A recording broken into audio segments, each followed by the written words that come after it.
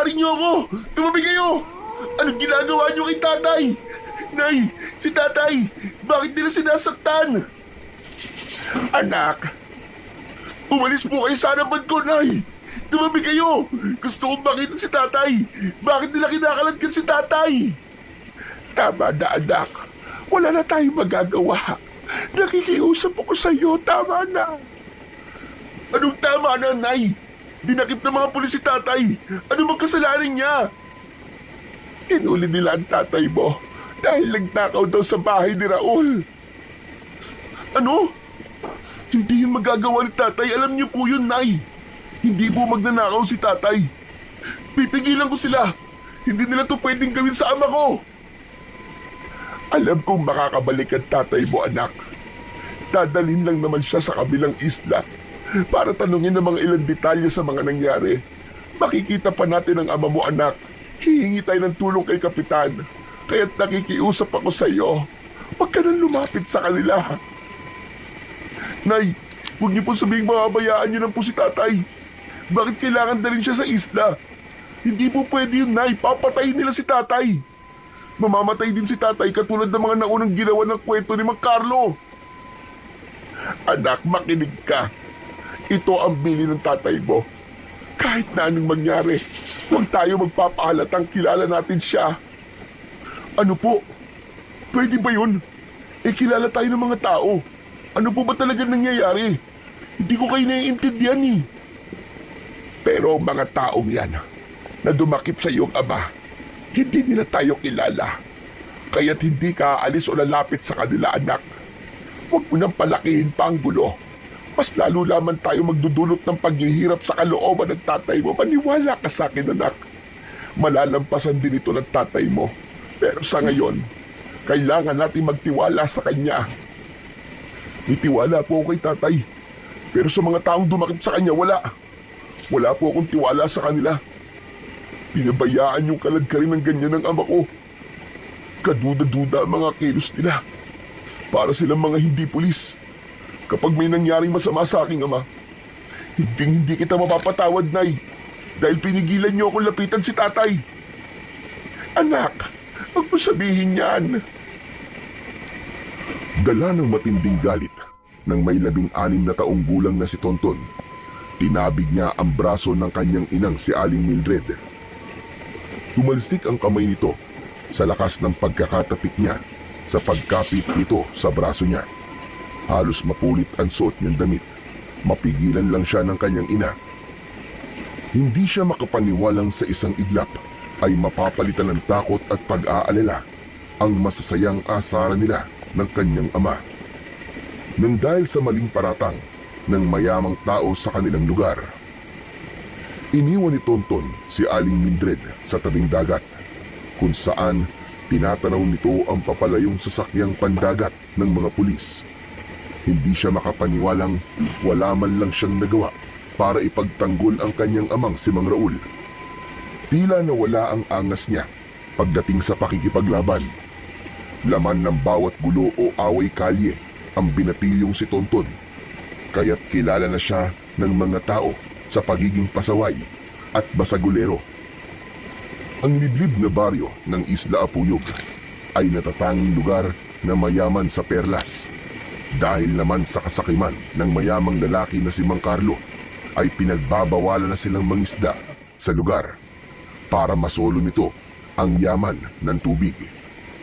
Ang kanya namang ama na walang ibang hanap buhay kundi ang pangingisda ay ginawan ng maling kwento para mawala ito sa landas ni Mang Carlo. Katulad ng ginawa nito sa ibang tao sa kanilang lugar. At ang inaalala niya ay ang mga misteryosong nangyayari sa dagat na karamihan ang mga nagiging biktima ay ang mga taong dinadakip ng mga pulis para paratangan ng kung ano-ano.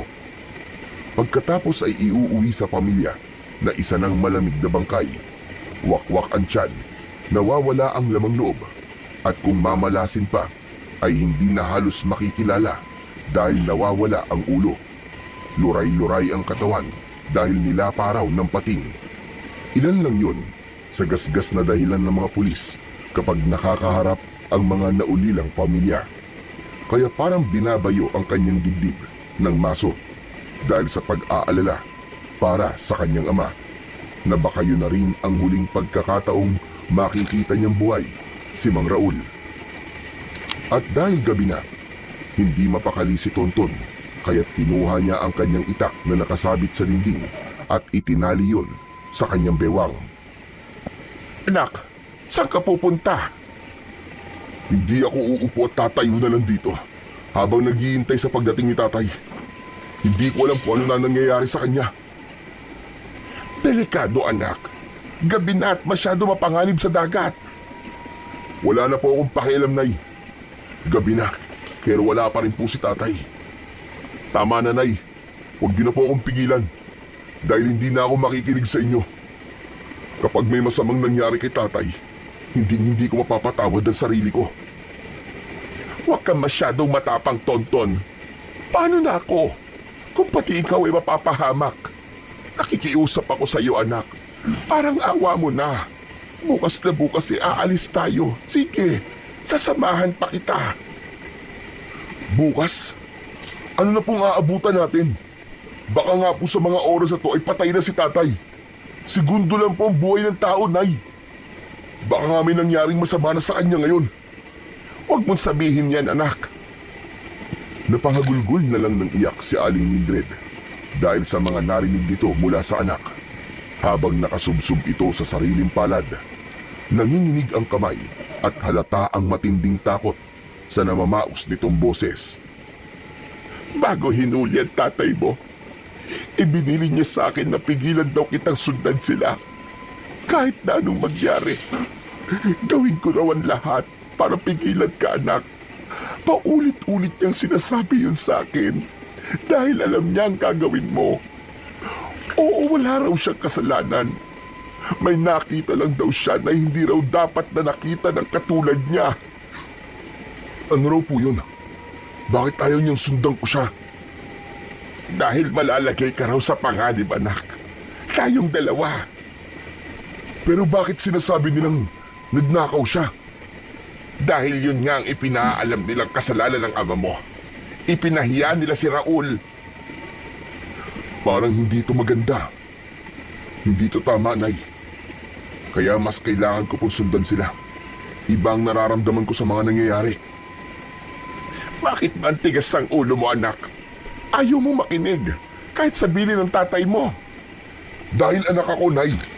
Hindi niyo alam kung gaano ako natatakot para sa ama ko.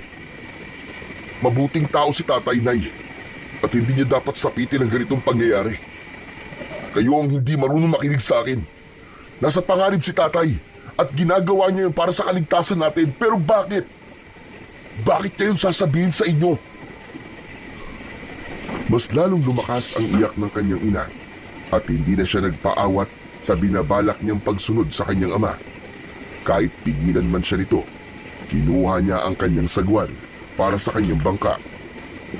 Nagdala rin siya ng ilawan na maaari niyang magamit pantanglaw sa dagat.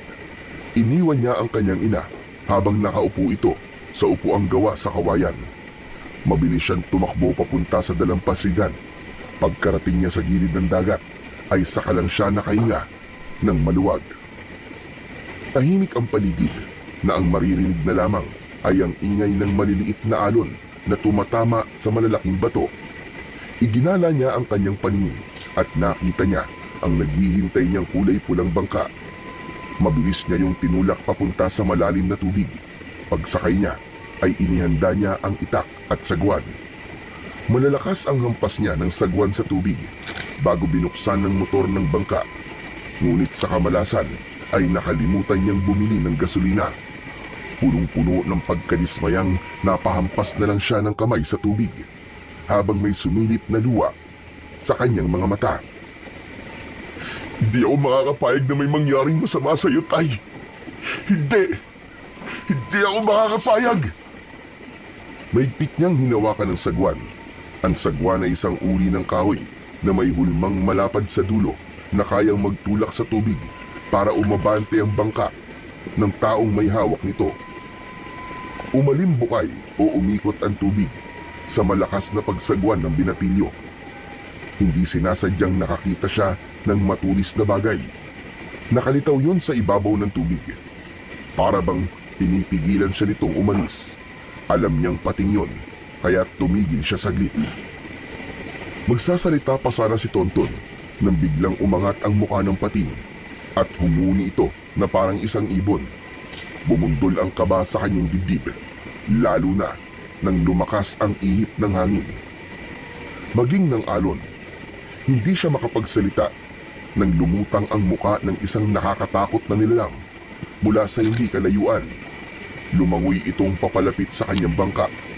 Natakot ang pating sa nilalang na may kakaibang itsura, at sa paglubog nito sa tubig ay malinaw niyang nakita ang kumikislap nitong buntot na tulad ng sa isda.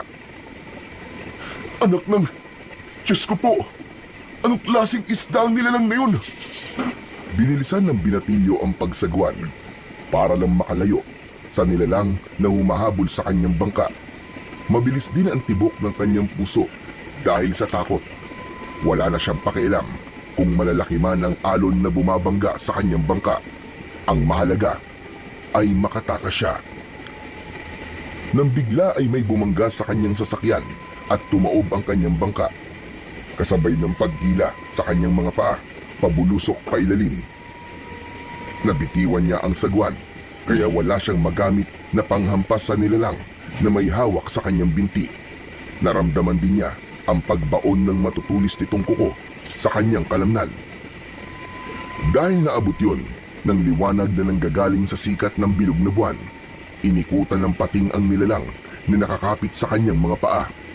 Habang nakakainom na siya ng tubig alat, nakita niya na parang tinutulungan siya ng pating laban sa mga nilalang na kahawig ng syokoy. Kaya nagkaroon siya ng pagkakataong makalangoy papunta sa ibabaw ng tubig. Mabilis niyang ikinampay ang kanyang paa at kamay para malapitan ang nakataob niyang bangka. Habol ang hiningang yumakap siya sa kanyang sasakyan. Hinugot niya ang kanyang itak sa kanyang bewang bago humingi ng tulong.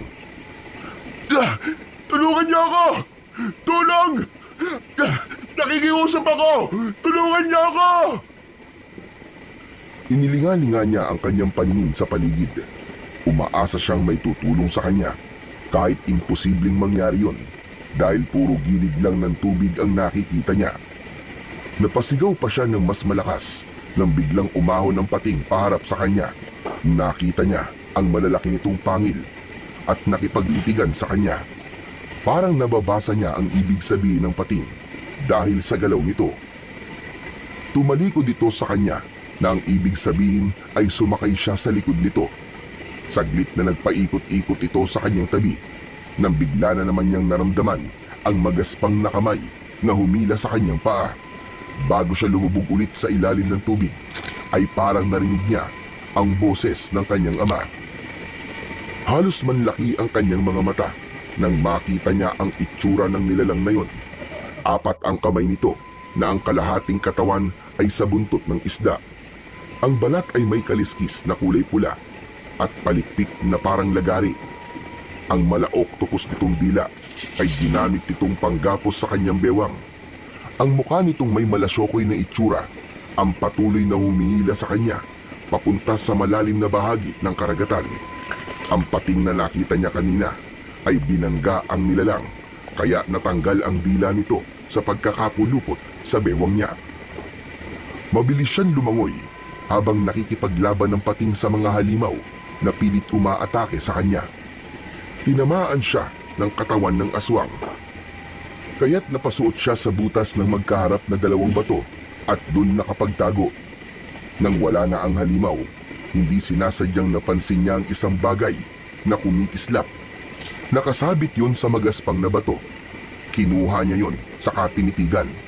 Kaya lang ay naramdaman niyang parang mauubusan na siya ng hangin. Kaya kailangan niyang lumangoy pa itaas. Paglutang niya ay hinihintay na siya ng pating sa ibabaw ng tubig. Ang tagal mo naman, Tonton. Teka, nasugatan ka ba? Napaawang ang kanyang bibig sa biglang pagsasalita ng pating habang nakakapit siya ng maigpit sa bagay na nasisid niya sa ilalim ng dagat. Kinusot-kusot pa niya ang kanyang mga mata dahil pakiramdam niya ay ilusyon lang niya ang nakikita at naririnig. Oo, huwag ka na magtaka kung naririnig mo ko. Kaya mo lang naman ako naririnig dahil dyan sa mutyang hawak mo. Kailangan na natin makalis dito bago pa nila makuha ang pangil na yan ng mga ninuno ko. Bilisan mo na! Kumapit ka na sa akin! Ha? Sumunod ka na lang, Tonton, at saka na lang ako magpapaliwanag sa'yo. Wala nang oras! Halika na! Kumapit ka na! Saan? Saan pa? Eh di sa likod ko. Kanina pa kitang pinapasakay eh. Hindi mo nararamdaman ang sugat mo sa paa. Walang iniwan sa epekto ng salabay ang kanilang mga kuko. Kaya dapat ka na magamot. Bilisan mo na! Kapit na! Umikot ang pating sa bangka bago lumapit kay Tonton. Para siyang biglang napunta sa ibang planeta dahil sa uri ng nilalang na nasa harapan niya. Akma na sana siyang sasampa sa likod nito nang biglang lumubog ang pating sa ilalim. Nakita niya rin ang mala-octopus na dila ng halimaw na nakapalupot sa katawan nito. Hinila ang pating pailalim kasama siya. Tulungan mo ako, Tonton! Alisin mo ang dila niya sa katawan ko! Ano? Gagawin ko! Bilisan mo na! Napapasok ako sa dila niya! Ang mutya, ingatan mo! At isuot mo yan sa iyong leeg! Isusuot na sana niya ang kwintas sa kanyang leeg nang biglang may humila sa kanyang paa. Magkasama silang dalawa ng pating na bumulusok pa ilalim sa tubig. Tumambad sa kanilang paningin ang maraming halimaw na nag-aagawan sa paghila sa kanila sa ilalim. Tinulungan siya ng pating kaya't nakawala siya. Subalit naramdaman naman niya ang pagguhit ng sakit mula sa kuko ng halimaw na tumama sa kanyang tiyan. Idagdag pa ang epekto ng mga kamay nito na para siyang unti-unting napapaso. Habol ang kanyang hininga na nakakainom na siya ng maraming tubig. Tumama rin ang kanyang ulo sa bato. Huling pagsulyap niya sa pating ay ang pakikipaglaban nito sa mga halimaw. Parang nakita niyang may taong tumulong sa kanya bago siya tuluyang mawalan ng malay. Nagising si Tonton sa mahinang pagyugyug ng magaspang na kamay sa kanyang balikat. Naramdaman din niya ang pagtalsik ng tubig sa kanyang katawan at ang maihinang alon na tumatama sa kanyang kinahihigaan. Dahan-dahan niyang iminulat ang kanyang mga mata. Sa kanya inininga ang kanyang paningin sa buong paligid ng kanyang kinaroroonan. Puro bato na parang nasa kuweba siya, habang ang sahig ng yungib ay naaabot ng tubig, malamig at tahimik. Mabuti naman at nagkamalay ka na. Kumusta na ang pakiramdam mo, iho? Hindi sinagot ni Tonton ang tanong ng matandang babae. Nakaupo lang ito sa tabi niya. May hawak itong bilog na bato habang nagdidikdik ng dahon. Saka inilagay yon sa sugat niya sa kanyang binti at tiyan. Saka lang niya naalala ang pag-atake na yon ng mga halimaw sa tubig. Inasan po ko, Lola? Nandito ka sa bahay ko. Sa kuwebang malapit sa dagat. Hindi ko alam kung ano nangyari sa iyo at napadpad ka sa lugar na ito. May sugat ka sa ulo. Sa palagay ko tumama yan sa isang matigas na bagay. Gaano na po ako katagal dito, Lola? Saka, sino po naghatid sa akin dito? Hindi mo ba natatandaan ang huling naging kasama mo bago ka nawala ng balay? Saglit na natigilan si Tonton dahil dalawang kakaibang nilalang ang natatandaan niyang nakasama niya. Ang halimaw sa dagat at ang pating na nagsasalita. Lola, maniniwala po ba kayo kung sasabihin kong may mga nilalang po akong nakitang nabubuhay sa ilalim ng dagat? Yung mga halimaw po na biglang umatake po sa akin. At saka po, may taong isda na apat ang mga kamay. Saka yung pating, Lola, nagsasalita po siya. Ewan ko po kung totoo nga yun. Kung ibang tao makakarinig sa mga sinasabi mo, iisipin nilang nasisiraan ka ng ulo. Kaya mas makabubuti na sarilinin mo na lamang yan. At tama ka. Totoo ang tungkol sa mga halimaw na nakatira sa dagat. Hindi sila basta-bastang nilalang. Isa silang mapakaanib na aswang na nakatira sa tubig. Ang pating naman na sinasabi mong nagsasalita. Aba, si Pongkoy yun. Siya ang nagdala sa iyo rito at nagligtas sa buhay mo. Nanlaki ang kanyang mga mata dahil sa mga narinig niya mula sa matandang babae. Napaunat siya ng upo at muling nagtanong sa matanda. Lola, sino nga po kayo uli? Ako nga pala si Sedang at ang pating na nagligtas sa'yo ay ang gabay ng mutyang nasisinpot at hindi sinasadya sa ilalim ng dagat. Indikasyong may kasamang responsibilidad ng mutya na yan. Isang uri ng mutya ng pangil ng pating na may taglay na kapangyarihan sa sino bang pagkakalooban nito. Teka, sandali lang po, Lola. Ano ang mutya ng pangil ng pating? Hindi ko kayo maintindihan eh. Narinig mo ang sinasabi ng pating dahil sa mutyang hawak mo. Ang mutyang may taglay na bilis sa paglangoy at malaasidong epekto sa kahit na anong sandatang mahahawakan mo. Ang mga halimaw sa dagat ay mga nilalang na kung tawagin ay bagaring. Wala silang pinipiling lapain. Bata, babae, lalaki, at kahit na matanda. May kakayahan silang umahon sa tubig, pero nakakatagal lang sila ng 4 na oras sa lupa. Bagaring po ang tawag sa mga nilalang na yun. Kung ganun po sila ang totoong pumapatay sa mga tao at hindi ang mga pating. Napatunayan mo naman, hindi ba? Dahil iniligtas ka ni Pongkoy. Kung hindi dahil sa kanya. Aba, malamang nakikita na rin ang katawan mo na palutang-lutang sa ibabaw ng tubig at ibibintang na naman sa mga pating ang naging kamatayan mo. Malaya pa rin ang mga walang hiyang mga aswang na magaring habang may ibang nilalang na sumasalo sa kasalanan nila. Habang titig na titig si Tonton sa matandang babae, ay bigla niyang napansin ang paggalaw ng tubig na malapit sa kanyang tabi, pati na ang pagliwanag ng suot niyang kwintas. Lumitaw ang isang pating na may benda ng tali sa katawan. Magandang umaga, kaibigan. Kumusta na ang pakiramdam mo? Anak ng... Totoo nga nagsasalita ka. Oo naman, walang duda. Ngayon lang naman ito Kasi nga, nasa iyo ang mutya ng aking ninuno. Heto nasugatan pa nga ako sa pagliligtas sa'yo.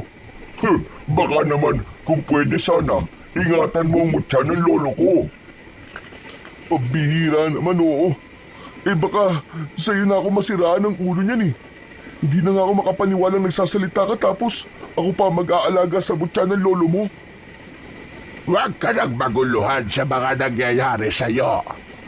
Dati nang may naunang nagmay-ari sa mutya, isang babae na nang magkapamilya basta na lang itinapon ng bato sa dagat at swerte namang ikaw ang nakahanap. Pwede mo naman niyang isoli sa dagat kung gusto mo. Kaya lang, parang pinakawalan mo na rin ang pagkakataong mabigyan ng hustisya ang pagkamatay ng mga tao sa baryo nyo. Hustisya? Ang ama ko nga po hindi ko matulungan Pagkatapos hahanap pa ako ng hustisya para sa iba. Pasensya na po. Pero hindi ko po kailangan ng mutya. Napabalikwas ng tayo si Tonton nang maalala niya ang tungkol sa kanyang ama. Kailangan ko na po palang umalis. Pupuntahan ko po si tatay sa kabilang isla. Kailangan ko po siyang bawiin sa mga pulis na kumuha sa kanya. Hindi sila mga pulis, Tonton. Matagal nila kayong nilaloko. Meron isang taong makikinabang. Kapag nawala ang mga mangingisdang patuloy na nanguhuli ng isda sa kanyang ipinagkakait na karagatan. At araw ka nang narito bilang isla na sinasabi mo. Ito ang isla ng Monteverde. Gulat na gulat si Tonton sa kanyang narinig mula sa matanda.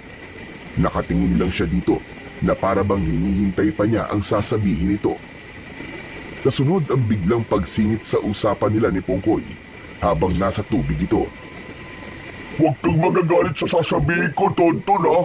Pero pakiramdam ko, patay na rin ang tatay mo. Katulad ng ginagawa nila sa mga tao. Ulitin mo ang sinabi mo. Walang katotohanan ng mga pinagsasabi mo. Hindi pa patay ang aking ama. Hindi ka namin pipiliting maniwala. Inihahanda ka lang namin sa posibleng mangyari na baka totoong patay na nga ang tatay mo. Kung hindi nga kita iniligtas malamang ganun din ang sapitin mo.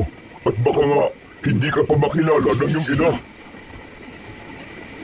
Pakiramdam ni Tonton ng mga sandaling yon ay biglang gumuho ang kanyang mundo sa mga narinig niya mula sa pating. Nanginginig siyang muling napaupo sa higaang gawa sa bato. Ito lang ang kaya naming tulong na maibibigay sa iyo, Tonton. Ang samahan kang lumaban sa mga bagaring. Kalahi sila ng mga sokoy. Ang pagkakaiba nga lang nila ay higit na mas malakas sa mga aswang na ito kaysa sa ibang masasamang elemento na nabubuhay sa tubig. At ang mutya ng pangil ng pating ang mabisang pangontra laban sa kanila. Hanggat hindi ko po nakikita ang aking ama, hindi ko po iisiping patay na siya. Gusto ko na pong makita si tatay. Kailangan ko na pong umalis. Kung kinakailangan ko pong punta ng presinto na pinagdalhan sa kanya ay gagawin ko. Mahanap lang si Tatay Raul. Raul ba? Si Raul na asawa ni Mildred.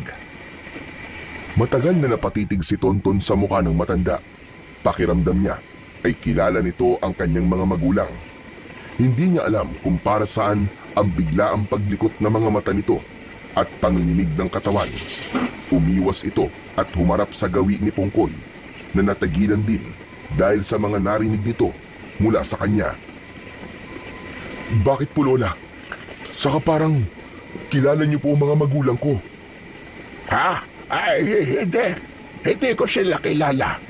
May naalala lamang ako. Kailangan ko na pong umuwi sa amin, Lola. At maraming salamat po sa tulong niyo.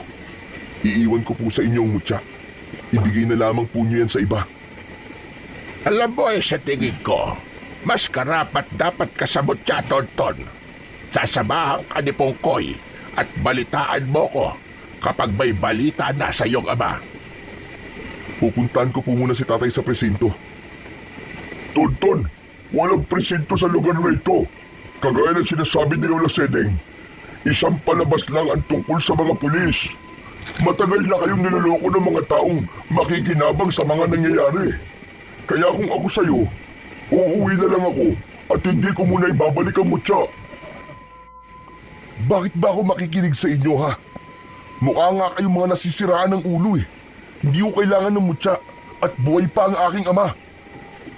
Naiintindihan ko kung bakit ka nagkakaganyan. Ayaw mo lang tanggapin na maaaring tama ang aming sinasabing wala na nga ang tatay mo. Kaya kung pati ikaw ay magbubulag-bulagan sa mga nangyayari, darating ang araw na wala ka nang makikitang tao sa baryo nyo. Walang mga taong nakatira rito, Tonton. Naubos na nila. Kaya kung ayaw mong maubos sa mga tao sa isla nyo, gumawa ka na ng paraan para mapigilan ang mga bagaring.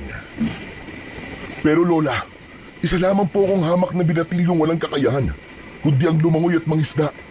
Ano naman po may pangtatapat ko sa mga halimon na nakatira sa ilalim ng tubig? Hindi niyo po ba nakikita? Mahina po ako. Muntik na nga po ako mamatay eh. Alam kong may magagawa ka. Sasabihin mo pa kaya yan kapag nakita mo nang ang tatay mo ay pinatay nila. Makinig ka. Pagkakataong mabuhay ang ibinibigay namin sa'yo. Hindi lang ang tatay mo ang mawawala.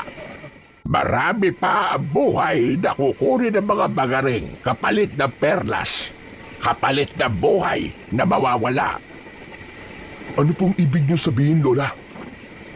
Hindi ka naman naniniwala sa mga sinasabi namin, hindi ba? Kaya hahayaan ka na naming alamin kung may katotohanan ba mga sinasabi namin. Sasamahan ka ni Pongkoy at hindi ko babawiin ang mutya dahil unang-una, ikaw ang nakahanap dyan. Sige na, makakaalis ka na. Sapat na ang 3 araw para masabi kong magaling na ang sugat mo. Mabilis na umalis sa kanyang harapan ang matanda at iniwanan siya sa tabi ni Pongkoy habang nakalubog ang katawan nito sa tubig at bibig lang ang nakalabas. Nahabol na lamang nila ng tingin ang papalayong matanda. Nagpasya na siyang tumayo at sumunod kay Pongkoy papalabas sa kuweba. Pagkarating nila sa labas ay bumungad sa kanya ang dagat. Nakita niya ang kanyang bangka na may konting gasgas sa gilid nito na kung napalakas pa ang pagkakakalmot ng halimaw doon ay maaari ng mabutas ang kanyang bangka. Totoo ang sinasabi ni Lola. Matagal nang walang nakatira sa islang ito dahil sa mga bagaring. Nakarating na sila sa inyo kaya kailangan mong kumilos, Tonton, habang hindi pa huli ang lahat. Eh si Lola, hindi ba tao siya? Pero buhay pa naman siya, di ba? Boy nga, pero nagtatago naman sa kuweba. Isang makapangyarihang nilalang si Lola Sedeng. Pero na magmula nang mawala ang kanyang kapangyarihan dahil sa naging kahilingan ng kanyang anak noon, ibinigay niya ang kanyang mutya para maging tao ang kanyang anak. Kung ganun, ibig mo sabihin, hindi tao si Lola Sedeng? Oo, Tonton. Dahil sa pagmamahal niya sa kanyang anak, tinalikuran niyang pagiging isang magintara. Pati na mga bato na nag-iisa niyang pag-asa para makabalik sa tunay niyang anyo ay nakuha naman ng pinuno ng mga bagaring. Kaya kung mapapansin mo, malungkot si Lola Sedeng dahil tuluyan ang nasira ang kalikasan ng tubig na matagal niyang iningatan at inalagaan noon. Kaya tulungan mo kami, Tonton. Nasaan ang anak ni Lola? Saka, ang ibig mo sabihin, totoong may mga elementong nakatira sa dagat na nagiging tao dahil sa mutya? Oo, hindi lang kami isang kwento lang. Marami na rin na magpapatunay na totoo ang kagaya nila. At ikaw ay kabilang na rin sa mga taong nakakita sa kanilang mga itsura. Hindi ko to sinasabi sa'yo para pilitin kang tanggapin ang mutya. Pero may batas na sinusunod ang mutya ng pangil. Kung sino ang nakasisid dito, ay siya rin ang dapat na magbalik. Pwede mong itapon sa dagat, oo. Pero ang kapalit naman nun ay hindi ka makakatungtong sa tubig. Kahit kailan. Teka, tinatakot mo lang yata ako eh. Sus, parang wala naman yata sa bokabularyo mo ang salitang takot. Saka seryoso ako sa mga sinasabi ko sa'yo. Ilinga mo nga inyong paningin sa paligid. Ni isang nilalang ay wala kang makikitang naglalakad sa dalampasigan.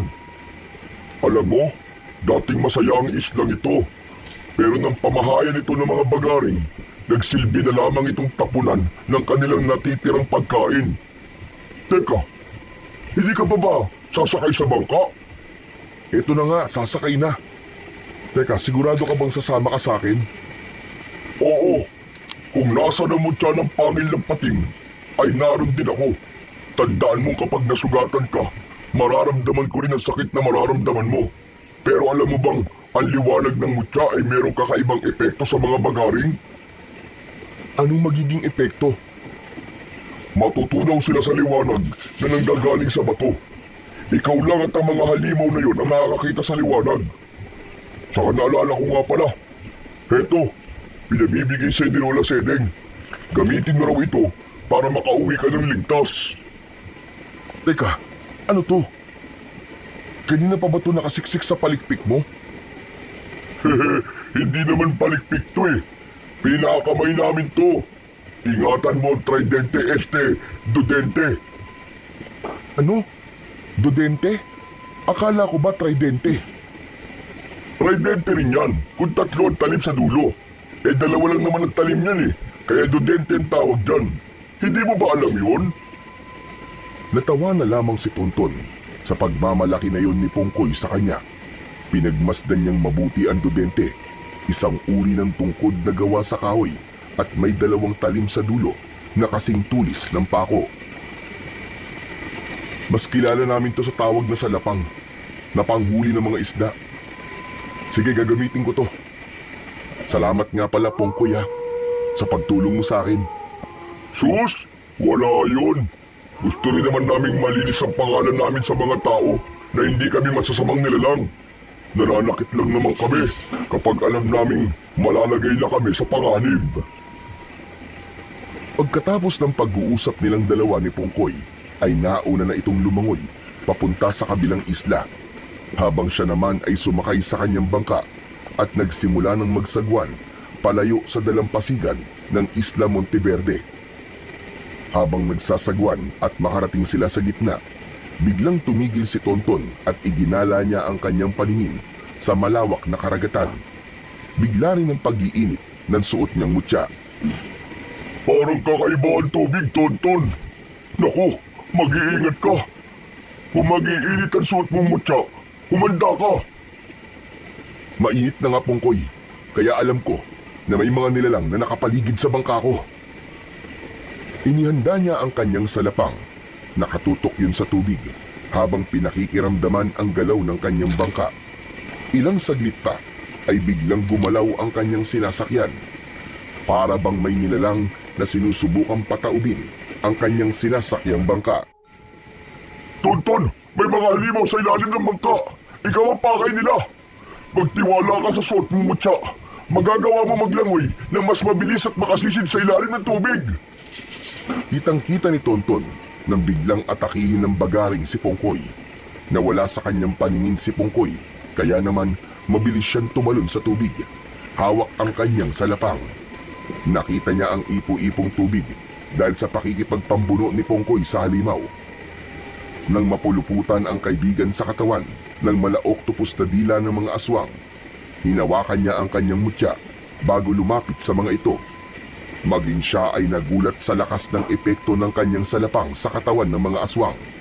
Para silang tinatamaan ng kuryente sa katawan nang bumaon ang talim ng sandata sa kalamnan nito. Nakawala si Pongkoy sa kalaban at muli itong lumangoy paikot sa kanyang kinatatayuan.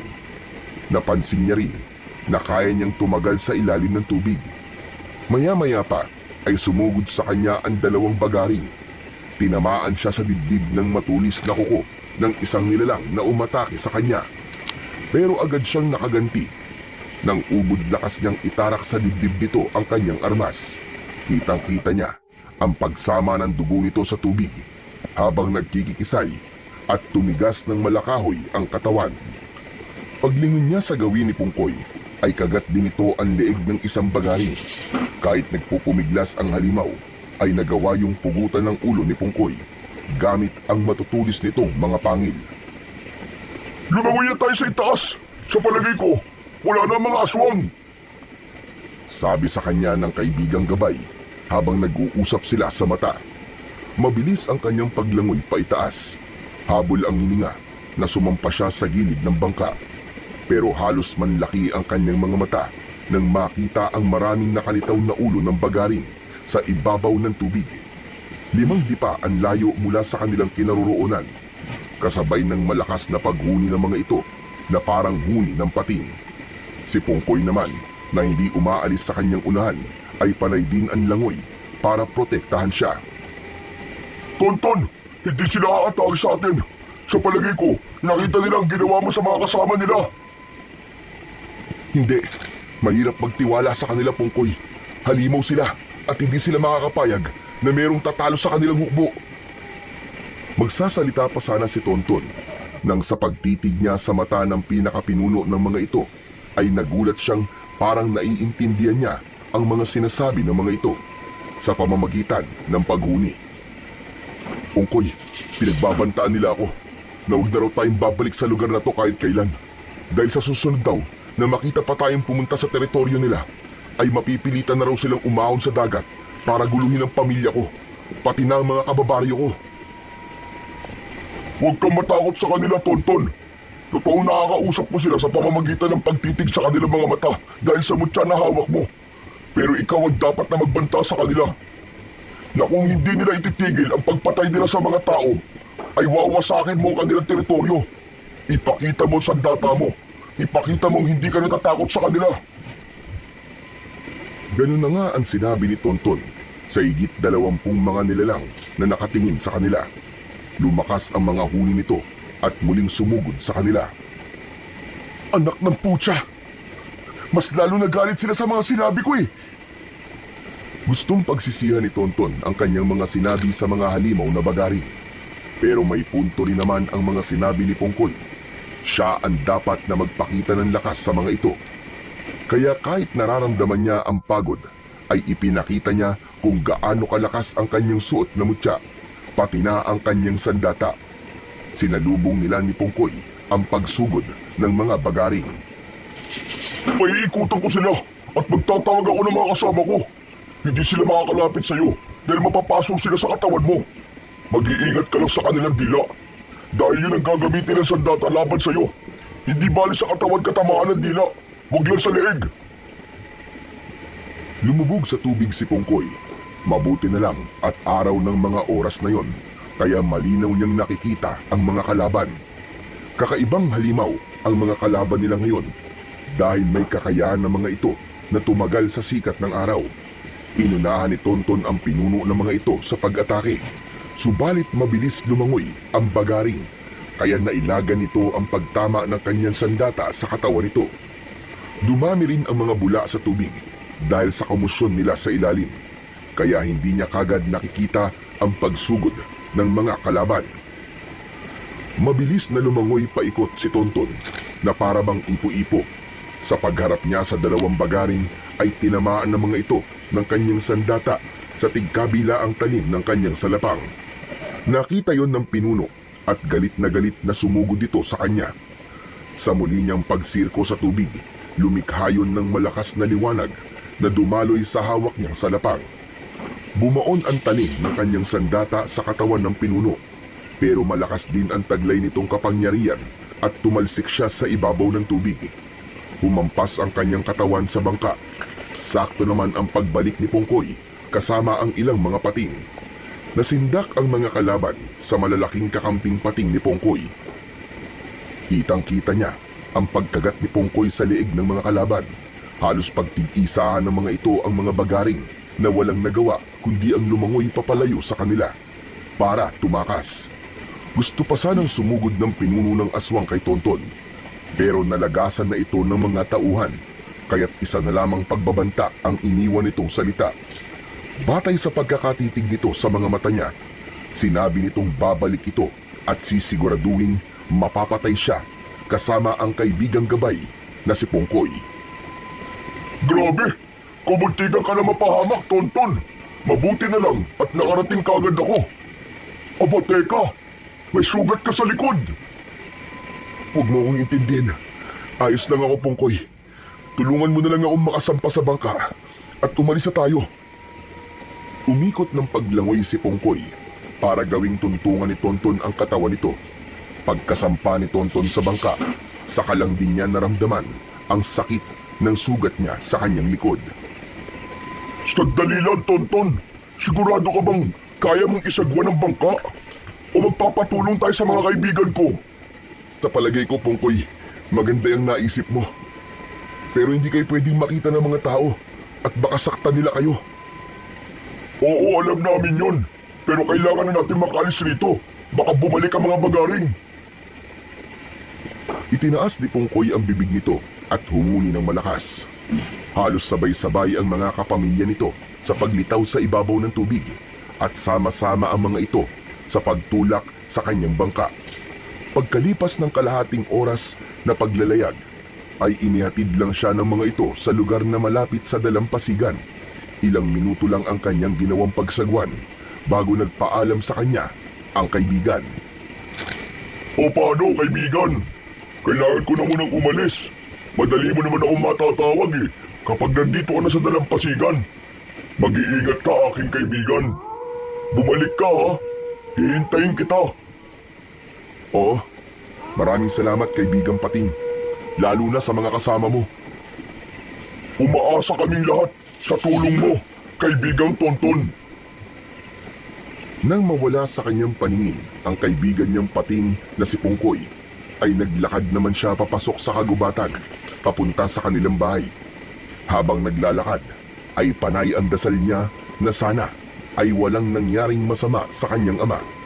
Iniisip niyang sa pag-uwi niya ay makikita niya si Mang Raul habang masayang nakikipag-usap sa kanyang ina. Kaya lang, pagdating niya sa tapat ng kanilang bahay, ay gumuho ang lahat ng natitirang pag-asa sa kanyang isip. Isang malungkot na tagpo habang ang kanyang ina ay nakayuko sa kulay puting ataul. Kaunti ang taong nakaupo sa bangkong plastik at iisa ang bulaklak. Nabitiwan niya ang hawak na salapang at halos ayaw humakbang ng kanyang mga paa. Parang may kung anong mabigat na bagay ang nakadagan sa kanyang katawan. Panay din ang patak ng kanyang mga luha habang papalapit sa kanyang ina. Nay! Tumigil si Aling Mildred sa pag-iyak nang marinig nito ang boses ng anak. Si Tonton na bagamat hindi na halos sumihinga ay nagawa pa niyang makalapit sa pintuan ng kanilang balkonahe. Nakakapit ng maigpit ang kanyang mga kamay sa pinto. Anak! Diyos ko anak, ikaw ba yan? Anong nangyari sa iyo? Bakit ngayon ka na nagpakita? Halos mabaliw na ako sa paghahanap sa iyo. Nay, totoo bang nakikita ko? Si tatay bang nasa kabaong? Hindi sumagot si Aling Mildred sa tanong ni Tonton. Sa halip, tumakbo ito sa kanya at mahigpit siya nitong niyakap. Hindi na niya napigilan ang kanyang sarili. Bumuhos ang masaganang luha sa kanyang mga mata. Walang matigas na puso kapag ang magulang na ang pinag-uusapan. Walang kasing sakit. Para siyang nauupos na kandila. Pero nang lalapitan niya na ang nakabukas na ataul ng kanyang ama para silipin, ay pinigilan siya ng kanyang ina. Huwag anak! Huwag mo siyang titignan! Hanggang ngayon po ba'y pipigilan niyo pa rin akong makita si tatay? Anak, nakikiusap ako, huwag mong gagawin ito! Sa pagkakataong yon, si Tonton na ang nasunod. Hindi na siya nakinig sa kanyang ina. Maigpit siyang napahawak sa ataul ng kanyang ama. At nakita niya ang kalunos-lunos na sinapit ni Mang Raul. Bakit nagkaganito ang mukha ni tatay? Maraming sugat ang mukha niya. At na ano nangyari sa kanya? Bakit parang nawawala ang kanyang katawan? Anak, yan nga ang dahilan kung bakit ayaw kong makita mo ang sinapit ng tatay mo sa kamay ng mga pating. Anong pating, Nay? Pating na naman na may gawa. Pang-ina na si tatay sa mga nagiging biktima ng sinasabi niyong pating. Halimaw ang may gawa nito, Nay! Mga halimaw! Natagpuan siya ng mga humuling pulis sa kanya na nawawala na ang kanyang katawan. Sinubukan daw ni Raul na tumakas. Wala na raw silang nagawa ng atakihin daw ito ng mga pating sa dagat. Nay, huwag po kayong magpapaniwala sa kanila. Walang katotohanan ng mga pinagsasabi nila. Uubusin nila tayo, katulad ng ginawa nila sa kabilang isla. Nay, walang presinto sa kabilang isla. Matagal na tayong pinagloloko ng mga pulis na yun. At isa pa po, Nay, hindi sila totoong mga pulis. Ano mo mapapatunayan yan, ha, Tonton? Kung malalaman ng mga tao na kalokohan lang ang kwento tungkol sa mga pulis, may magbabago ba? May babalik ba nito ang buhay ng iyong ama? At ng mga taong pinatay na walang kalaban-laban? Hindi ko nga po may babalik, Nay. Pero mabibigyan naman ng hustisya ang pagkamatay ng ama ko. At marami pang buhay ang maililigtas. Sino namang maniniwala sa atin, anak? Sino? Patutunayan ko po sa kanila na mga totoong aswang ang pumapatay sa mga tao. Muntik na ako mamatay ng dahil sa mga halimaw na nakatira sa dagat, Nay. Maniwala kayo sa akin. Anak, walang maniniwala sa kwento mo. Baka isipin pa nila na nasisiraan ka na ng ulo. Tigilan mo na ito, anak. Ayokong baka pati ikaw ay mapahamak pa. Hindi ko kaya, anak, kung pati ikaw ay mawawala sa akin. Aalis na lang tayo sa baryong ito. Hindi po, Nay. Hindi tayo aalis dito. Hindi ako natatakot mamatay. Patutunayan ko po na totoo mga sinasabi ko. Anak naman, Naiintindihan mo ba ang sinasabi ko? Nag-aalala kung baka patahimikin ka nila. Teka, sa tono po ng pananalita nyo, parang may nalalaman po kayo sa mga nangyayari sa baryo natin. Umiwas ng tingin at napayuko ng muka si Aling Mildred nang maupo ito sa mahabang upuan na gawa sa kahoy. Kasunod ang mga hikbi habang nakatingin sa labas ng kanilang balkonahe. Merong isang pamilyang nakakaalam ng tungkol sa mga bagaring dahil katulad ng iyong ama ay biktima rin ito ng maling paratang. Kesyo tumakas raw kaya inatake ng pating. Nang mga panahon na yon ay may isang tumayong tao para lumaban sa kanila. Kaya lang, namatay sa harapan ng tagapagtanggol ang lahat ng miyembro ng pamilya ng taong nag-iisang saksi na totoo mga bagaring. Hindi niya yun nailigtas, kaya magmula noon ay nawala na ang bali-balita tungkol sa tagapagligtas. Anak, ayoko maranasan natin ang ganung wakas ng buhay. Kaya't nakikiusap ako, lumayo na lang tayo sa gulo. Sinasabi niyo po bang maaaring may nakita si tatay na hindi dapat niya makita, kaya siya pinatay? Oo anak, kaya nag-aalala ko para sa kaligtasan mo. Kung ganun po alam niyo rin po tungkol sa mga bagaring. Tumango ng may pait ang kanyang ina na hindi pa rin tumitingin sa kanyang direksyon. Lumapit siya rito at naupo sa tabi nito. Kinuha niya ang kamay nito, kaya muli itong humarap sa kanya. Namumugto ang mga mata ng kanyang ina na bakas pa rin sa mukha nito ang matinding pag-aalala. Magtiwala kayo sa akin, Nay. Hindi po ako matatahimik hanggat hindi nagiging malinaw sa akin ang lahat. Nakita ko mga bagaring at patunay itong mga sugat ko sa katawan.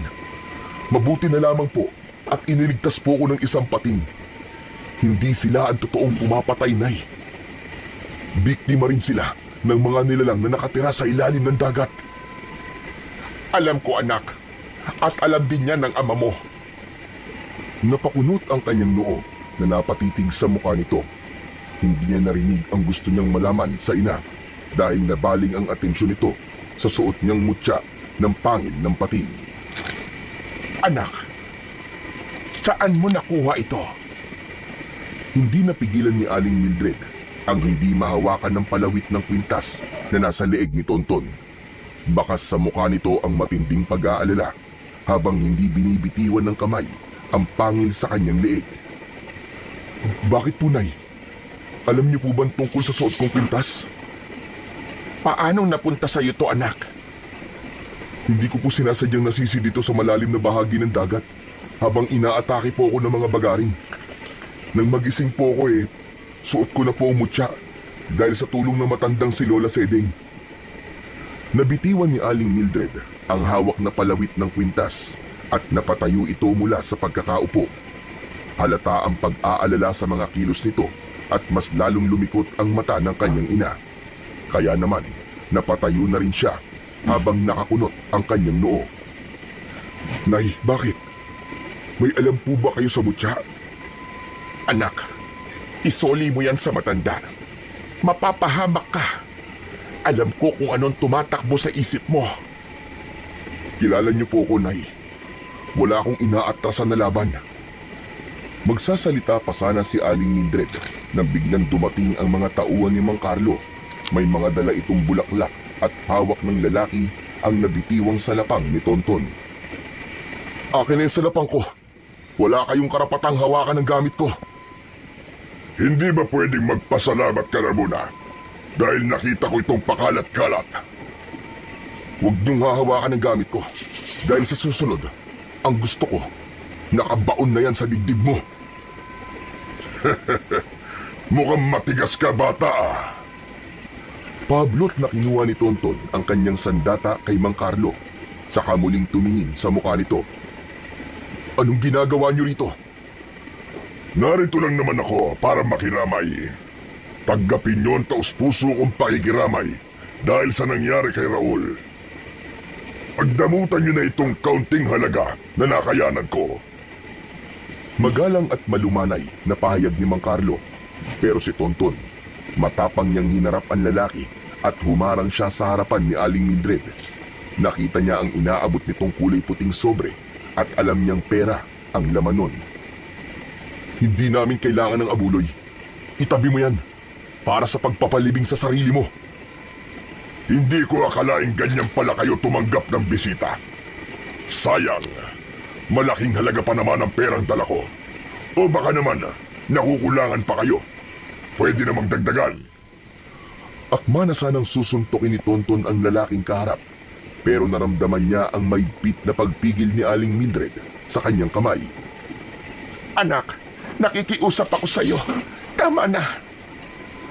Mukhang matapang itong anak mo, Mildred ah. Ang mabuti pa ay umalis na kayo. Habang kaya ko pang magpigil, isama niyo sa pag-alis niyo ang mga bulaklak na dala niyo. Dahil gagamitin niyo rin yan sa burol niyo.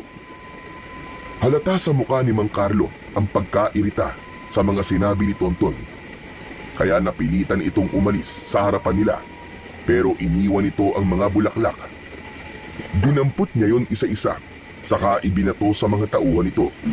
Pinigilan niyang hindi umiyak ng dahil sa galit, habang habol niya ang kanyang sariling hininga. Anak, tama na. Huwag mo na silang patulan, anak. Tama na. Mas lalong nagalit ang kalooban ni Tonton nang muling bumalik si Mang Carlo. Tila napahiya rin ito sa ginawa ng binatilyo. Itinuro nito ang dalawang daliri sa kanya bago itinuro sa mga mata nito. Isang senyas na babantayan nito ang bawat galaw nilang mag-ina.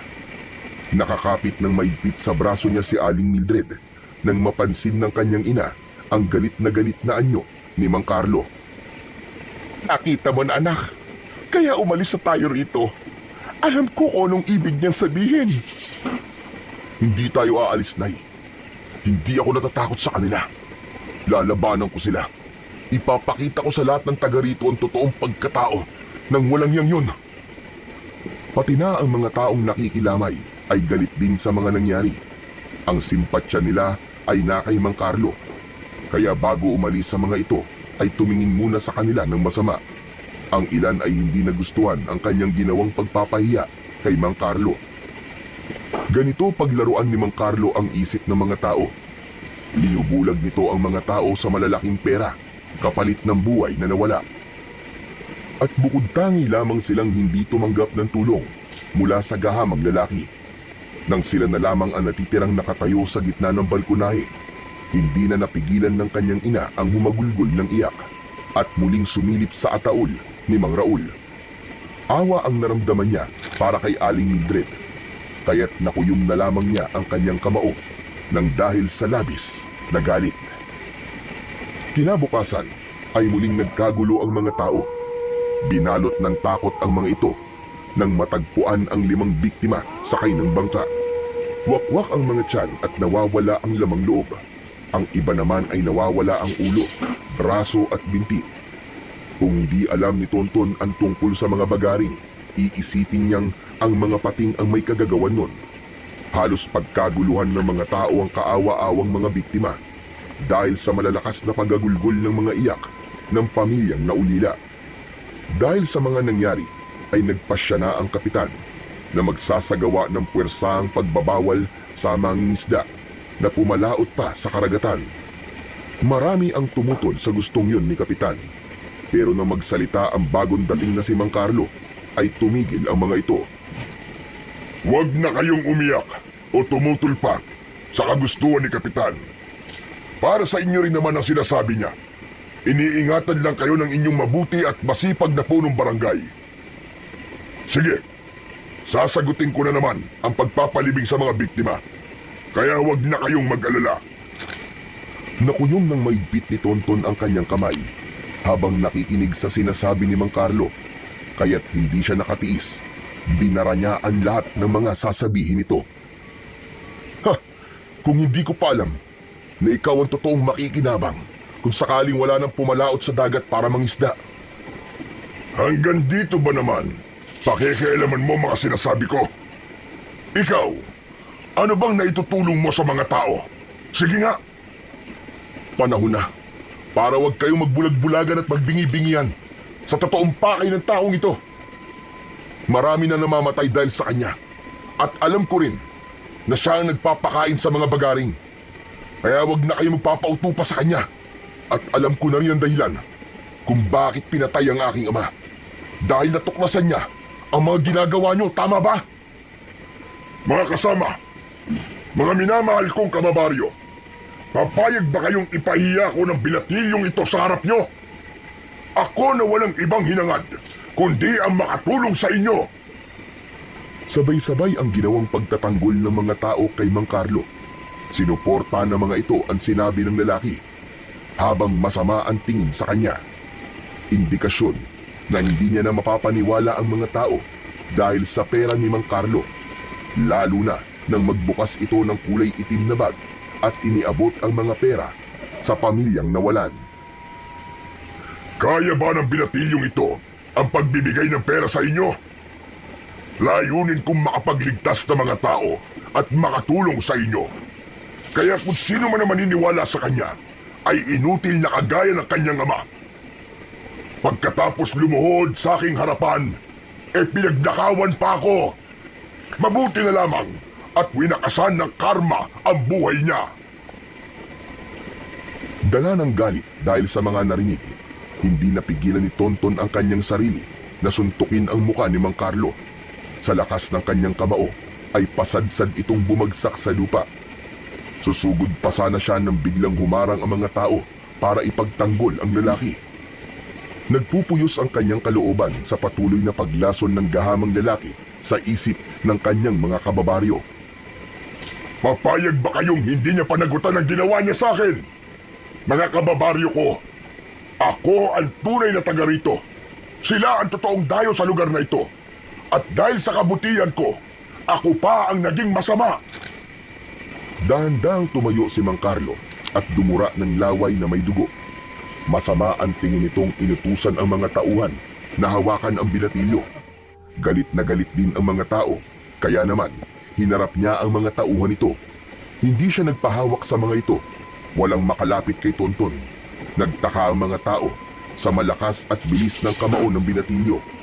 Umatake ng suntok sa kanya si Mang Carlo, kasabay ng mga tao na gustong ipagtanggol ang matanda. Pero hindi rin siya makapapayag. Nasasaktan at pagsasalitaan nito ng masama ang kanyang ama. Sa pagsirko niya sa ere, ay pinakawalan niya ang magkakasunod na sipa sa mukha ni Mang Carlo. Kasama ng pagbagsak nito ang mga taong tumulong sa lalaki. Sa kanya ito nilapitan at kwinelyuhan ang damit. Hindi magnanakaw ang ama ko. Alam kong pinatahimik niyo siya para mailihim sa lahat ng mga gawain niyo. Babantayan kita, lintik ka. Simula sa oras na to, ako ang magsisilbi mong anino. Bitiwan mo ang damit ko. Pagsisisihan mo ito. Wala kang respeto sa matanda. Isa ka lamang hamak na binatilyong lampa. Walang kakayahan at walang lakas para patumbayin ako. Isa kang anay at kayang-kaya kitang tirisin. Tama ka. Anay nga lang ako. Ngunit ako ang anay na magpapabagsak sa pader na itinatayo mo. Tandaan mo yan. Tuluyan nang nawala ang kanyang paggalang sa lalaki. Dinuraan niya ito sa muka na lalong ikinagalit nito. Saktong kadarating lang ng kanyang inang si Aling Mildred para pigilan siya. Anak, ama na! Diyos ko, tama na! Pagsisisihan yung dalawa ang ginawa niyong ito sa akin. Tumayo ito at hinubad ang damit. Saka umalis sa lugar na yon. Naiwan silang mag-ina sa harap ng mga tao. Sinabi ng kanilang mga kababaryo na sila ang totoong dayo sa lugar. Kaya wala raw silang karapatan na makialam sa mga gawain ng lalaki. Hindi ako aalis. Kung hindi man taga rito mga magulang ko, dito pa rin sa lugar na ito ako sinilang. Kaya gigisingin ko kayo sa kawalan nyo ng pakiramdam sa totoong nangyayari sa paligid nyo. Lalong-lalo ka na, Kapitan. Ikaw pa naman po ang inaasahan na magtatanggol sa amin. Dahil sa naging kaibigan kayo ng aking ama. Isa kang malaking kahihiyan. Akma na sanang magsasalita si Kapitan para pagsabihan siya na masakit. Ngunit nagawa na niya kagad na maituro rito ang kanyang hintuturong daliri bilang pagpigil sa tangka nitong paglapit sa kanya.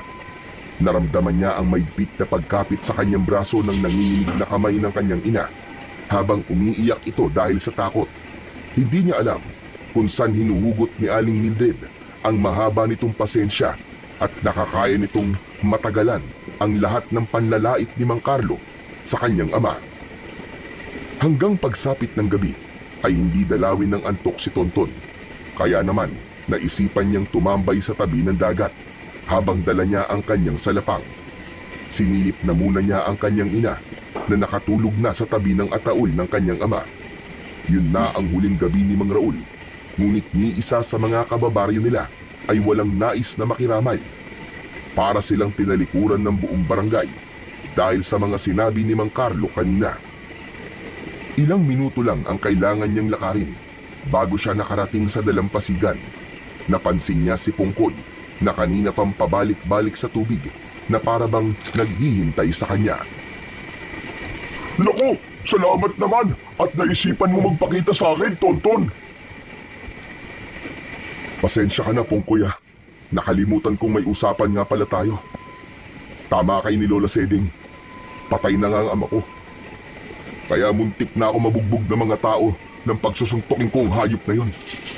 Alam kong may alam siya sa mga nangyayari. Dahil kung wala, bakit naman siya magiging masaya nang marinig niyang hindi na pwedeng mangisda ang mga tao sa dagat? Noon pa man ay alam na namin ni Lola Seding ang tungkol sa gawain ng lalaking yon. Kaya siya patuloy na yumayaman ay dahil sa mga perlas na ibinabayad sa kanya ng mga aswang kapalit ng buhay ng tao. Pero ngayon, sobra na talaga ang ginagawa niya. Kailangan mo ng kumilos, Tonton, bago pa umabot ito sa kabilang baryo. Uubusin ng mga bagaring ang mga taong malalapit sa karagatan. Pungkoy, parang nawawala na nga ako ng pag-asang lumaban. Nag-aalala ako kay nanay eh. Paano siya kapag may nangyaring masama sa akin? Pero sasapitin din niya ang mga nangyari sa mga biktima, kasama ng tatay mo. Ang totoo ay humihingi ako ng pasensya sa iyo dahil sa pagsisinungaling ko. Ang totoo niyan eh, kung bakit alam na namin ni Lola Seding ang tungkol sa pagkamatay ng iyong ama ay dahil nasaksiyan namin ang nangyari kay Mang Raul. Ano ka mo? Hindi naman ako ang totoong nagligtas sa iyo eh, kundi si Mang Raul. Siya ang namatay para mailigtas ka, Tonton. Pero kahit hindi naman niya yung nagawa, alam niyang papatayin din siya ng mga tauhan ni Mang Carlo. Malaki ang utang na loob ko sa iyong ama. Dahil minsan niya na akong iniligtas nang mahuli ako ng lambat na mga mangingisda. Kung ganun, ang ibig mong sabihin, kaya ako nabubuhay ngayon ay dahil ibinuwis ni tatay ang buhay niya para sa akin. Pero, bakit nagsinungaling kayo sa akin? Paano nangyari yun? Ang buong akala ko eh, hindi ko na siya naabutan ng gabing yun. Sinadya nilang dalhin sa gitna si Mang Raul para patayin. Kaya lang, nakita ko sila at nakilala niya ako. Hindi niya alam na ikaw ang inaatake ng mga aswang. Kaya nang makita niya ang itak na hawak mo, nagmamadali siyang tumalon sa tubig para iligtas ka. Hindi eh. Imposible niya akong mailigtas dahil nag-iisa siya. Saka masyadong malakas sa mga kalaban. Bakit niya ginawa yun? Kailangan pa bang itanong yan, kaibigan? Natural, ama siya. Natural na gagawa siya ng paraan para mailigtas ka na anak niya. Kaya naman, sinasabi ko ito sa'yo para kumilos ka na. Patayin mo ang mga alagad ng pinuno ng bagaring. Ngayon ang oras ng pagpapakain sa mga aswang ng mga tauhan ni Mang Carlo. Pagkakataon mo na ito para pigilan sila. Pero, paano ko naman sila mapipigilan? Tutulungan kita, Tonton, na pigilan sila. May mga bagong biyag sila na pumalaot sa dagat. Hindi pa nila yun ipinapakain sa mga aswang hanggat hindi pa dumarating si Mang Carlo. Kapalit ng perlas na ibabayad ng mga aswang. Si Lola Seding, hihintayin niya tayo sa kabilang isla. Teka, kailangan ko muna magpaalam kay nanay. Bakit? Sa tingin mo, Tonton, papayagan ka niya kapag nalaman niyang susugod tayo sa mga aswang? Saglit na natigilan si Tonton sa tanong ni Pungkoy. Hinanap niya ang kanyang bangka. Nang makita niya ang sasakyan ay lumapit siya rito. Akma na sana niyang bubuhayin ng motor nito nang pigilan siya ni Pungkoy. Huwag, Tonton! Sagwan lang, sapat na. Ako na ang bahala sa iyo pagdating sa laot. Kapag gumamit ka ng motor sa bangka, maaaring mabulabog natin sila. Kinausap ko na ang buo kong pamilya at nakahanda silang tumulong sa atin. Ilang biyagan nakita mo sa bangka nila? 4 na lalaki at 1 dalagita. Para daw yun sa pinuno. Ang ipinagtataka ko lang, para bang may hinihintay pa sila. Ano? Anong ibig mo sabihin? Kanina ko pa silang nakikitang nakatambay sa kabilang puno na yun, oh. Pero nakasakay na ang mga biyag nila. Sino kaya ang hinihintay nila? Dahil madilim ang dalampasigan at hindi yun abot ng liwanag na nagmumula sa luma niyang gasera, hindi niya maaninag kung gaano karami ang kalaban. Pagkakataon na nating sugurin sila, Pungkoy. Huwag, Tonton. Susundan lang natin sila para malaman natin kung saan sila nakatira o kung saan ang tagpuan nila. Pero paano kung mabigo tayong iligtas sila? Dito pa lang, simulan na natin. Akma na sanang lalapit si Tonton para sumugod sa mga kalaban. Nang bigla siyang nanigas sa kanyang kinatatayuan, nakita niya ang bagong dating na biyag. Pamilyar sa kanya ang suot nitong damit habang nagpupumiglas sa pagkakahawak ng dalawang lalaki. May taklob na kulay puting tela ang ulo nito. Bumundol ang kaba sa kanyang dibdib dahil nakilala niya kung sino ang biyag. Bakit, Tonton? Anak ng putya, si nanay biyag nila. Hindi ko dapat iniwan si nanay. Paano na to? Anong gagawin natin, Pungkoy? Kung ganun si Aling Mildred pa lang hinihintay nila. Kailangan kong iligtas si nanay, Pungkoy. Sira ba ang ulo mo? Hindi mo siya maililigtas kung bigla ka na lamang susugod sa kanila. Paano kung pati ikaw ay mahuli nila? Katulad na napagkasunduan namin ni Lola Seding, hihintayin natin makarating sila sa tagpuan ng mga yan. May nakahandang dinamita para sa kanila. Pero baka mapahamak si nanay. Hindi sa lahat ng oras ay tapangan dapat mong pairalin. Sa pagkakataong ito, kailangan ng tamang diskarte kung paano natin sila manadala sa bitag. Hindi man siya sumasang-ayon sa gustong mangyari ni Pungkoy, subalit may punto rin naman ang kaibigan niyang Pating. Magagawa niyang lipulin ang mga kalaban kapag magkakasama ang mga ito sa iisang lugar.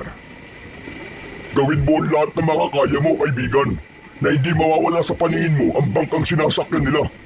Dahil konting pagkakamali mo lang, baka pati ang nanay mo ay mawala na rin sa'yo. Yun ang hindi ko papayagang mangyari. O paano? Mauna na ako sa'yo, ah. Huwag na huwag kang lilikha ng ingay para hindi sila makaramdam sa pagsunod natin. Mabilis ang ginawang pagsakay ni Tonton sa kanyang bangka. Gamit ang sagwan, ay maingat niyang sinundan ang bangkang sinasakyan ng kanyang ina. Halos hindi siya kumukurap ng mga mata habang nakatingin sa huliang bahagi ng bangka.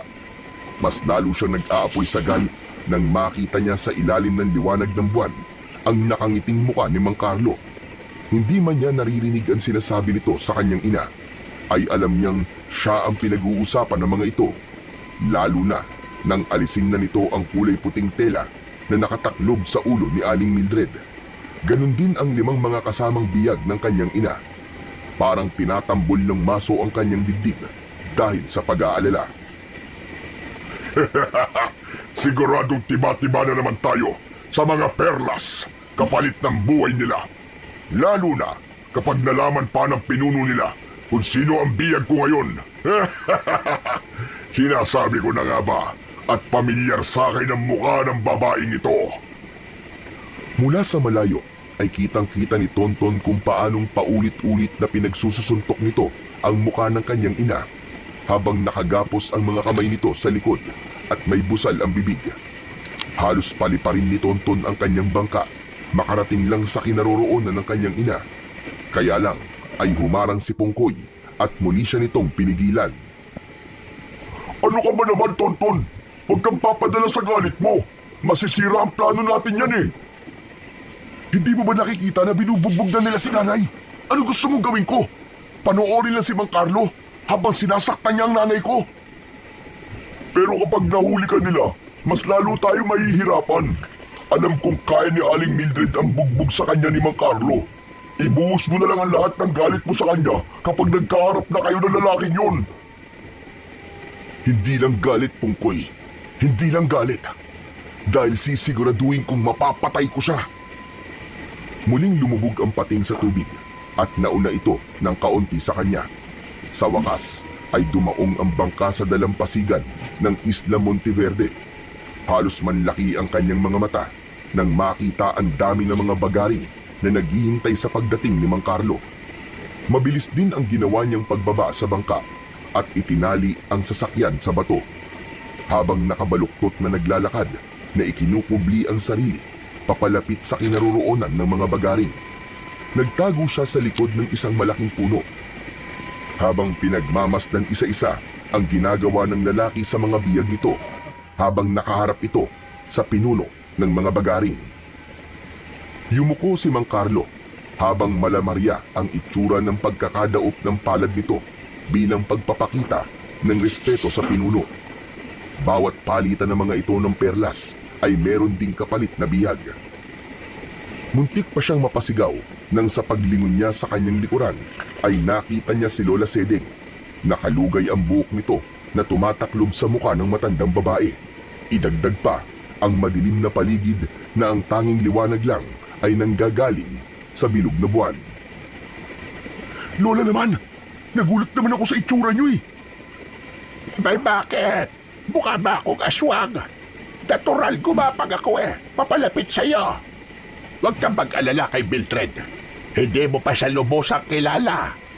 At saka para sabihin ko sa'yo, ang mutya na suot-suot mo ay nagtataglay ng liwanag sa paningin sa sino mang may suot nito. Pumikit ka habang hawak mo ang pangil na yan. 5 segundo lang at makakakita ka ng liwanag mula sa iyong mutya. O heto, kunin mo ang tubig na ito. Ano naman pong gagawin ko sa tubig na to, Lola Sedeng? Malakas na pangontra ang tubig tabag na yan o tubig na buhay. Kontra yan sa mga nilalang na nakatira sa tubig alat. Maaari silang masunog sa tubig na yan na parang epekto ng asido. Sige na, pumikit ka. Nasa totoong laban na tayo. Isang mariing pagpikit at may kasamang panalangin ang ginawa ni Tonton. Habang maigpit niyang pinapitan ang kanyang suot na mutya, 5 segundo ang kanyang pinalipas nang sa pagmulat niya ng kanyang mga mata ay nakita nga niya ang malakas na liwanag na nanggagaling sa mutya ng pangil. Parang may malakas din na enerhiyang gumapang sa kanyang buong katawan. Binitiwan niya ang kwintas. Ang kanyang salapang ay bigla rin nagliwanag. Lola, sinasaktan na nila ang nanay ko. Anong gagawin natin? Kikilos na ba tayo? Ano pa nga ba? Di tapusin na natin ang laban na ito. Magkasabay na napalingon sa gawin nila ang mga aswang nang magkasama silang lumabas sa pinagtataguan nilang bato. Habang ang mabuhanging dalampasigan naman ang magiging lugar ng kanilang paglalabanan. Napaunat sa pagkakaupo ang mga aswang at dahan-dahang tumayo. Kusang naglaho ang mga buntot nito at napalitan ng mga paa na marami ang tinik. Idinipa ng mga ito ang 4 na kamay at ipinakita ang mala-octopus na dila ng mga ito. Ipinilupot ng pinuno ang dila nito sa leeg ni Aling Mildred at dahil nakagapos sa mga kamay ng kanyang ina at may busal ang bibig, ay wala itong nagawa kundi ang habulin ang sariling hininga habang patuloy pa rin sa pagpupumiglas. Kinuha ito ni Mang Carlo at tinutukan ng kutsilyo sa leeg. Sumuko ka na, Tonton. Kapalit ng buhay ng nanay mo. Hindi ko alam kung matatanggap mo ang mga nalaman ko tungkol sa iyong ina. Pero kapanapanabik ito. May mas kapala-panabik pa ba sa mga nalaman namin tungkol sa iyo? Alalahanin mo kapag nakaligtas sa 5 biyag na yan kasama kami. Ito na rin ang magiging katapusan mong hayop ka. Dahil wala ka ng lugar na babalikan at sisiguraduhin kong makakaligtas ang mga yan. Nakita ni Tonton na humarang sa unahan ang pinuno ng mga bagaring. Sinabi nito gamit ang mga titig sa kanya na kapag hindi raw niya isinuko ang mutya ay papatayin sa harap niya ang mga bihag kasama ang kanyang ina. Ako magbibigay ng pagkakataon sa inyo para mabuhay. Ibalik niyo ang aking ina at pakawalan niyo ang mga biyag. Dahil kung hindi, mawawalan kayo ng tiraan sa lugar nyo. Tapos na rin na maliligayang mga araw nyo. Umalingaw-ngaw ang malakas na huni ng pinuno ng mga aswang. Inalis nito ang dilang nakapalupot sa liig ng kanyang ina at hindi nga niya inaasahang kukuha ito ng isa sa mga biyag para ipakita sa kanya kung paano nito kakainin ang biktima. Kaya lang, naging maagap naman si Lola Seding. Meron na pala itong nakahandang dinamita sa likuran ng mga kalaban. Isang malakas na pagsabog ang ginawa ng matanda na ikinamatay ng mga bagaring. Sumambulat ang lamang loob ng mga aswang sa buhangin at nagkagulo sa dalampasigan. Pero mas lalo nanlaki ang mga mata ni Tonton nang bigla niyang nakita ang ginawa ng kanyang ina. Natanggal nito ang lubid na nakagapos sa mga kamay nito para itong naging ibang tao nang umatake ito sa mga aswang na bagaring. Tara na! Kailangan na nating umatake. Tulungan natin ang iyong ina. Kahit nagulat ay sumunod si Tonton kay Lola Seding. Dala ang tubig na nakalagay sa pang-spray sa halaman.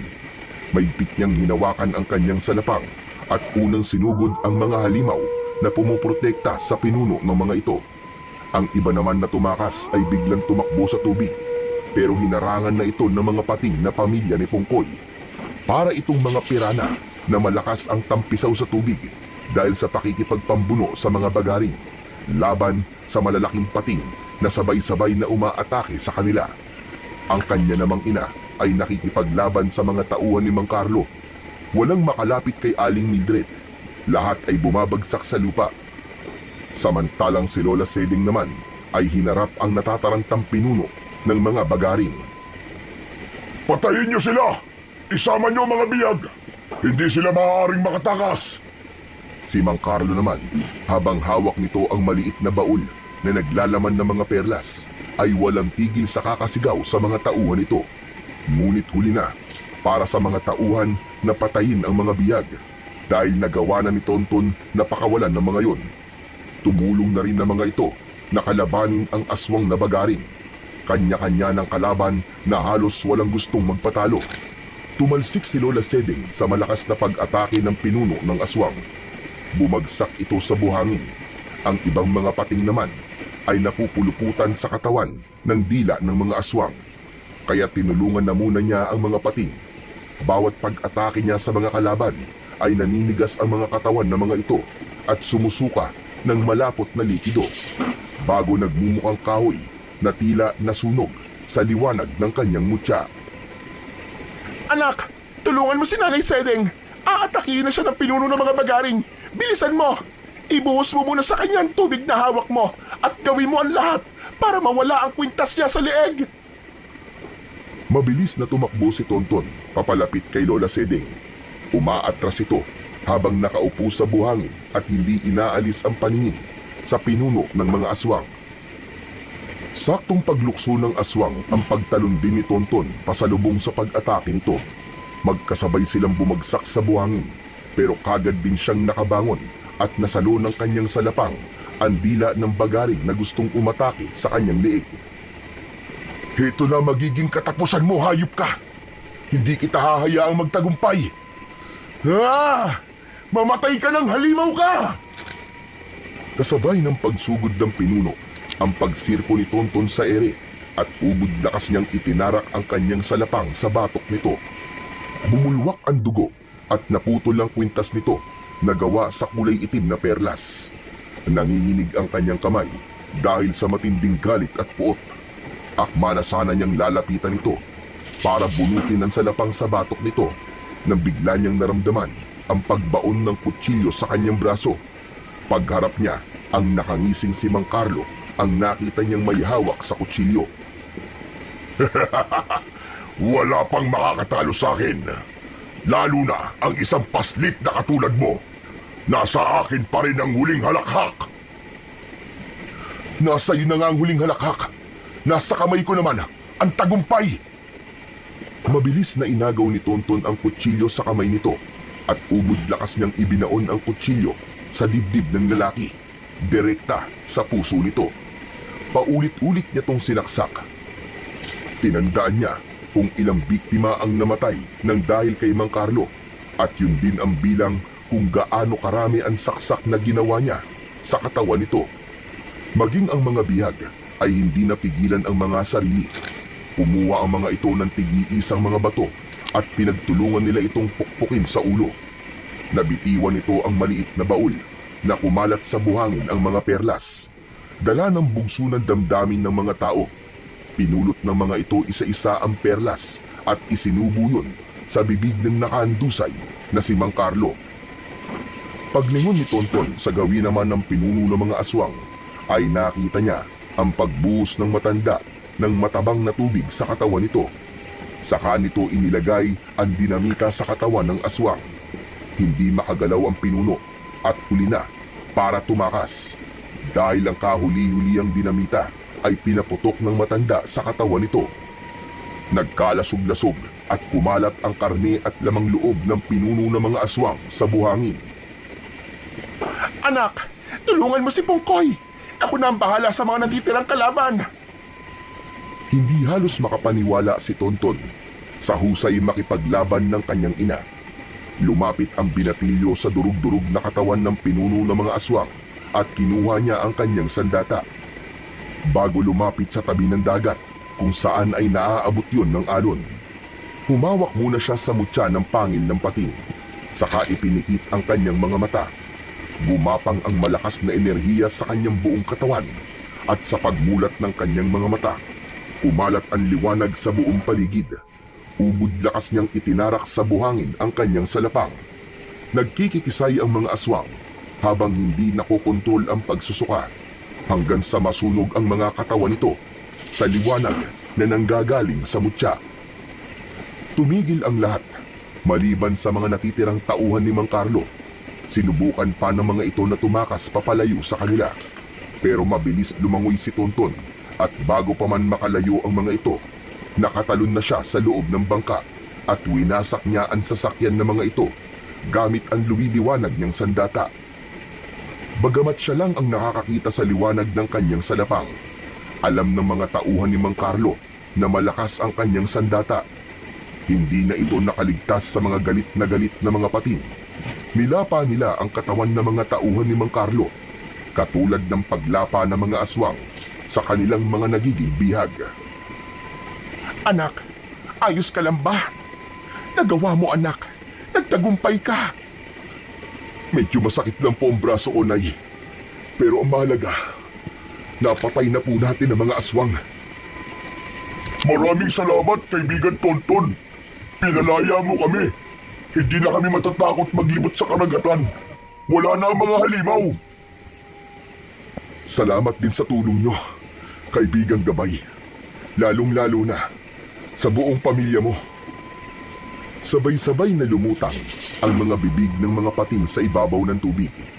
Narinig din niya ang malakas na paghuni ng mga ito bilang pasasalamat at pamamaalam sa kanila. Inilalayan siyang maglakad ng kanyang ina papunta sa dalampasigan kung saan nakita nilang nakangiting hinihintay sila ng matanda. Gulat na gulat siya nang biglang magyakap ang dalawang babae sa harap niya na parabang matagal na nilang kilala ang isa't isa. Nay, Lola, anong ibig sabihin ito? Magkakilala po ba kayong dalawa? Anak, patawarin mo ko kung inilihim namin ng tatay mo ang tungkol kay Nanay Sedeng. Lalo na at ang buong akala talaga namin ay patay na siya. Si Nanay Sedeng ay ina ng tatay mo. Ako naman ang unang babaeng nagmay-ari sa mutya. Si Raul ay pamilya ni Nanay Sedeng. Isa siyang lahi ng Magindara, ngunit mabuting nilalang. Dahil sa perlas na suot ng pinuno ng aswang, hindi na sila nakabalik sa tunay nilang anyo. Kinuha ang kanilang lakas, kaya naging alipin sila ng mga bagaring sa mahabang panahon. At ako rin ay nabigong tagapagligtas ng isang pamilyang nasawi, nang dahil din sa mga aswang. Seryoso po ba kayo sa sinasabi niyo, Nay? Kung lahi po sila ng mga Magindara, ang ibig bang sabihin, isa rin po kung... Hindi, anak. Malakas ang dugo ng tao, kaya hindi ka nila kauri. Kaya pala ang husay niyo makipaglaban, Nay. Dahil kayo po pala ang babaeng ikinikwento sa akin ni Lola Seding. Nagmarinig ko ang pangalan ni Mildred na nanay mo. Doon ko nalaman na si Raul pala ang nakita kong pinagtutulungang atakihin ng mga aswang. Hindi ko man lang nakausap ang iyong ama. Pero mula sa malayo, alam kong bago siya pinatay, ay nakita niya ako. Alam ko yon. Masaya siya ng mga sandaling yon. Kitang-kita ko. Ang tila matigas na anyo ni Lola Sedeng ay unti-unting lumambot at pumatak ang masaganang luha mula sa kanyang mga mata. Dahil sa awa ay nilapitan ito ni Tonton at mahigpit na niyakap. Lola Sedeng, naniniwala po ako na kung saan man po naroroon si tatay, alam ko pong masayang masaya siya sa kinalalagyan niya. Nakaligtas ako at nailigtas ko rin ang mga bihag. Maluwaluwang lumapit ang mga biyag sa kanilang kinaroroonan. Sobrang nagpapasalamat ang mga ito dahil sa pagkakaligtas niya sa mga ito. Maging ang pagkakamaling nagawa ng mga ito sa pangusga sa kanilang pagkatao. Sakay ng bangka ay muli silang bumalik sa kanilang baryo. Si Lola Sedeng naman ay nagpaiwan sa Isla Monteverde at muli na itong nakabalik bilang isang mabuting magindara sa piling ni Pungkoy at ng mga alagad nito. Muling naibalik ang katahimikan sa baryo. Bumalik din ang ilan sa pangingisda at nalinis ng mga pating ang kanilang nadungisang pangalan sa mga kababaryo ng binatilyong nakasisid ng mutya ng pangil ng pating. Bumalik din ang tiwala at respeto ng mga tao sa mag-ina. Kaya naman, paghatid nila sa huling hantungan ng labi ng kanyang ama, ay dinagsa sila ng mga tao. Binigyan ng parangal ang naging kabayanihan ng kanyang ama. Hindi na siya maaalala ng mga tao bilang isang magnanakaw. Maaalala na ang kanyang ama bilang isang mabuting huwaran para sa mga tao dahil sa pagsasakripisyo nito ng sariling buhay para maisiwalat sa lahat ang buong katotohanan tungkol sa mga aswang. O, Tonton, bakit gising ka pa, anak? Kanina mo pang hawak ang mutya ng pangil ng pating. Hindi lang po talaga ako makapaniwalang kayo po ang unang nag-alaga nito. At dahil sa pagmamahalan niyo po ni tatay, nabuhay po ako. Hindi pa rin po ako makapaniwalang ako nakasisid nito. Ganyan talaga magbiro ang tadhana, anak. Naibalik mo ang katahimikan sa baryo, pati na ang dangal ng iyong ama. Siya nga pala, anak. Ano na ngayon ang balak mo sa mutya? Aalagaan ko po ito, Nay. Dahil sa mutya na to, nakilala ko si Lola Sedeng at si Pongkoy. At nailigtas ko ang buong baryo natin. Tumabi sa kanya ng upo si Aling Mildred sa upuang gawa sa kawayan. Paharap sa dagat habang pinapanood ang paglubog ng sikat ng araw. Kasama ang mga pating na masayang lumalangoy sa tubig nang walang pag-aalala sa paligid. Kasabay ng malamusikang hampas ng alon sa bato, napatunayan ng binatilyo na mahalaga ang dangal ng isang tao at huwag magpapasilaw sa kayamanan kung ang magiging kapalit naman ito ay ang sariling buhay ng mga tao. Nangako si Tonton sa kanyang sarili na gagawin niya ang lahat upang protektahan ang mga mahal niya sa buhay at ang lahat sa kanilang baryo laban sa iba pang mga aswang na posibleng umatake sa kanila sa hinaharap. Mag-e-ensayo siya ng mabuti sa tulong ng kanyang ina na biyasa sa pakikipaglaban at sa tulong din ni Lola Sedeng at ng kaibigan niyang gabay na pating na biyasa naman sa pag-usal ng mga orasyon para mas lalong lumakas ang kanyang mutya. At una sa lahat ay buo ang kanyang pananampalataya na hindi siya pababayaan ng Diyos na pinakamakapangyarihan sa lahat.